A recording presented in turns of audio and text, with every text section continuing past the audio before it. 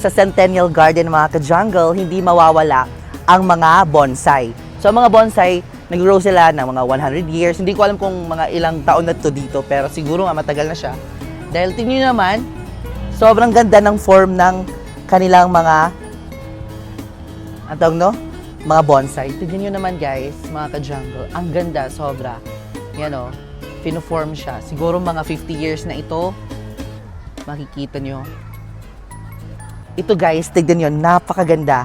Napakaganda ang kanilang bonsai. Ito. Siguro pag mabenta to, 500,000 or 1M. Oo, kasi ang hirap magpatubo o mag-grow ng ganito. It takes time magpalaki at mag-form ng ganito.